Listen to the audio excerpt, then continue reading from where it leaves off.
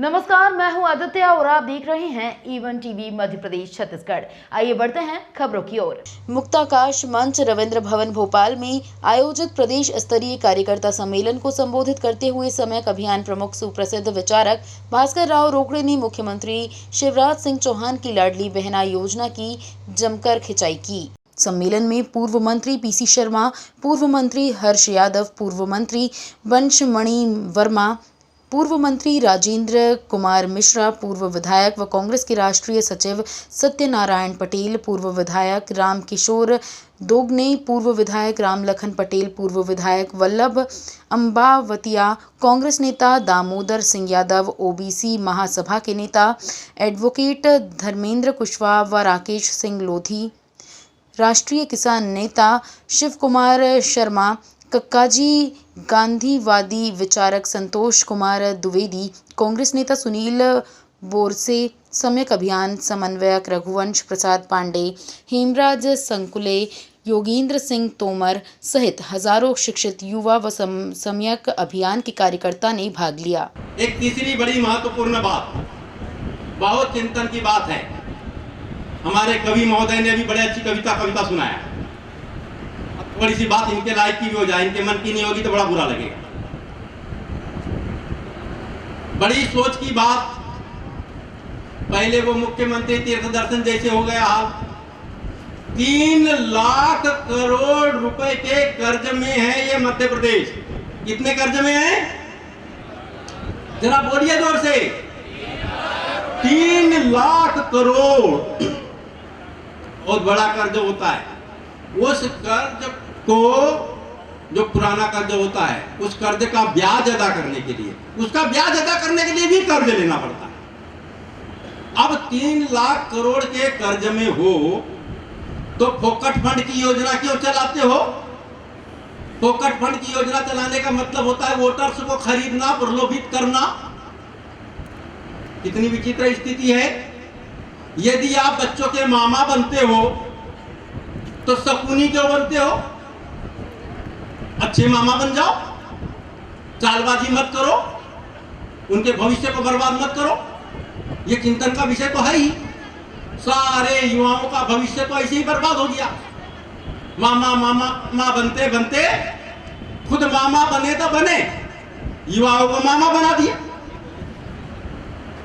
वो बोलते हैं ना, आजकल डायलॉग है, युवा बहुत अच्छे से बोलते हैं, अरे यार वो तो मामू बना गया। सुने हो कि नहीं मामू बनाने वाला डायलॉग? वो मामू बना गया बोलते हैं। ये तो किस्सा चली रही थी। अब आप जरा सोचिए, आपके बेटे का मामा, आपका कौन रिश्ते में? अरे आप जरा जोर से बताइए भाई। अच्छा, साला ही कहते हैं, कोई और तो नहीं कहते। और आपके पत्नी का मुंह बोला भाई बन जाए तो वो क्या होगा रिश्ते में? साला ही होगा, कोई और शब्द नहीं है। ये तो बड़ी गजब की बात। ठीक है भाई, आप ये बताइए, कोई ऐसा व्यक्ति है जिसकी पत्नी को आके कोई व्यक्ति ये बोले, परेशानी में हो, लो मेरे से 1000 रुपये? कोई व्यक्ति बताओ, हाथ खड़ा करो। ऐसा सहयोग स्वीकार है क्या? अरे आप लोगों का पुरुषार्थ प्रभावित होगा या नहीं होगा? सवाल पुरुषार्थ का है। पुरुषार्थहीन पुरुष ही किसी पर पुरुष को, वो जो आकर के प्रलोभन दे उसकी पत्नी को और बोले कि तू तो मेरी मुंह बोली बहन है, ले तू मेरे से पैसा, स्वीकार कर सकता है। बाकी स्वीकार कर सकता है क्या? मैं रिश्ते को नकारता नहीं, भाई बहन का रिश्ता बड़ा पवित्र होता है, लेकिन इस रिश्ते को निभाना बेहद कठिन होता है। और कोई आदमी प्रलोभित, उद्देश्य विशेष से प्रलोभित करने के लिए पहले बेटे को बोले मैं तुम्हारा मामा हूं और मामा का धर्म न निभाए, फिर बेटे की माँ को बोले तू कोई बात नहीं बेटा, तू बेरोजगार हो गया तो हो गया, तू परेशानी में है तो है, कोई बात नहीं, मैं तेरी माँ को भी सहयोग कर देता हूं। क्या ये बर्दाश्त करने लायक बात है? बताइए आप लोग। कितना गंभीर विषय है। मैं इस योजना के बाद में मैं कोई बनावटी बात नहीं बोल रहा हूं। मैं इस योजना के बाद में पास के रायसेन जिले में गया, ग्रामीण अंचल में गया और एक ग्रामीण अंचल में जाकर अनजान व्यक्ति बनकर कुछ महिलाओं से बात करने लगा, कुछ पुरुषों से बात किया। उन महिलाओं से मैंने पूछा क्या स्थिति है, कैसा क्या है। तो वहां की 4 महिलाओं ने इस राज्य के सत्ता प्रमुख को पत्र लिखा है कि सम्माननीय भाई साहब, आपने बहन माना इसलिए मैं भाई साहब लिख रही हूं,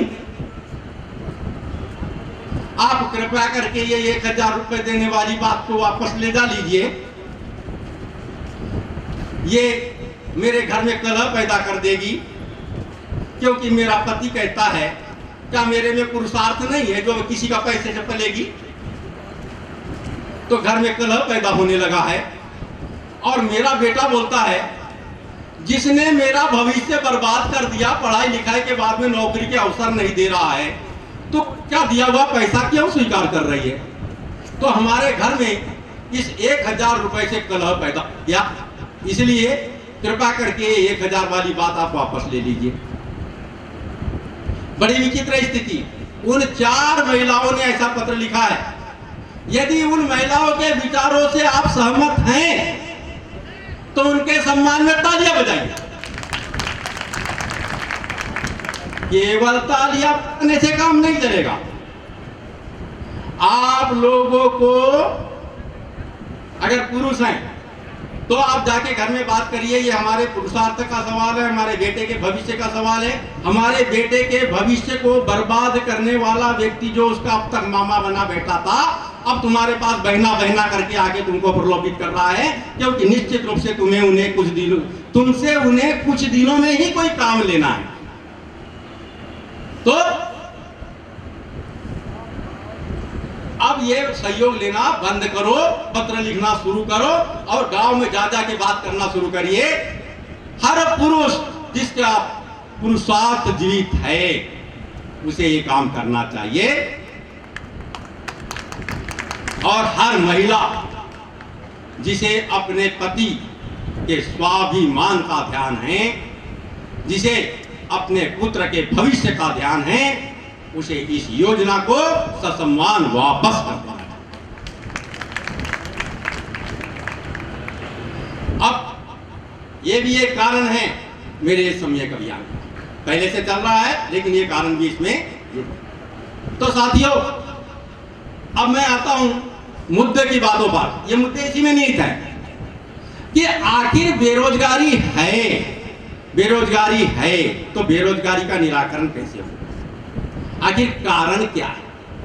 सब कहते हैं बहुत बेरोजगारी है साहब, तो है कैसे, क्यों है, ये तो समझिए। मैं इसके मूल में जाने का प्रयास करने लगा, काफी अध्ययन किया, कई किताबें पढ़ा, कई जानकारियों को कलेक्ट किया और बाद में मेरे सामने में 4 ऐसे मुद्दे निकल के आए जो उपलब्ध संभावनाओं के युक्तिकरण से संबंधित। किस चीज से संबंधित है, युक्तिकरण, मतलब जो गलत तरीके से डिस्ट्रीब्यूशन है उसको सही करो। तो ये 4 मुद्दे यदि उनका निराकरण हो जाता है तो 70% बेरोजगारी राज्य से दूर हो सकती, 70%।